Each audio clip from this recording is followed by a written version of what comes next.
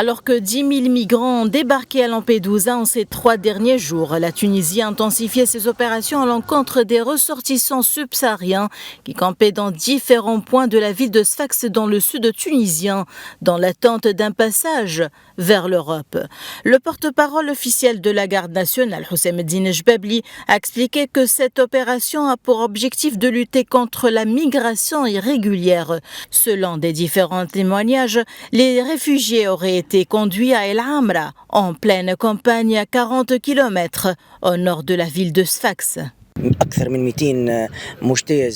avons saisi des bateaux utilisés dans des migrations clandestines à bord de 2 camions. La campagne sécuritaire a permis d'arrêter 200 personnes recherchées et de mettre en échec 2 tentatives de franchissement illicite de frontières maritimes. Des gangs spécialisés dans le trafic d'êtres humains ont également été arrêtés. Ils étaient en train de se coordonner avec des organisateurs et de trafiquants subsahariens de migration clandestine qui se trouvaient en Tunisie et même dans leur pays d'origine. Depuis le 11 septembre, la petite île de Lampedusa a enregistré un nombre record d'arrivées d'embarcations de fortune en provenance de Tunisie. L'opération sécuritaire menée par le ministère de l'Intérieur à Sfax a été improvisée. Son objectif était de disperser la présence des migrants à Sfax en raison de la pression populaire sur fond de présence dans l'espace public. Il est regrettable que les Africains subsahariens se retrouvent aujourd'hui confrontés à des réseaux de trafiquants d'êtres humains.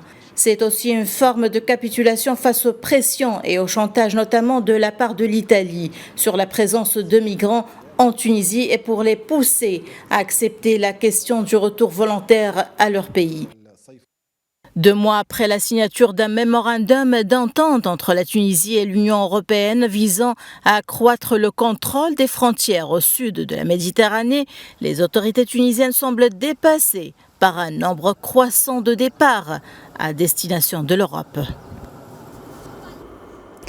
Les 5 Américains libérés par l'Iran sont arrivés ce mardi aux États-Unis. C'est en échange de 5 Iraniens emprisonnés aux États-Unis et du transfert de 6 milliards de dollars de fonds iraniens gelés. Les 5 ex-détenus ont atterri sur une base militaire près de Washington. Les fonds seront utilisés uniquement pour des transactions humanitaires telles que la nourriture, les médicaments et les produits agricoles. L'administration Biden a été réticente à l'égard de l'accord. Les républicains ont exprimé leur profonde inquiétude quant aux menaces potentielles pour la sécurité nationale liées à l'entente.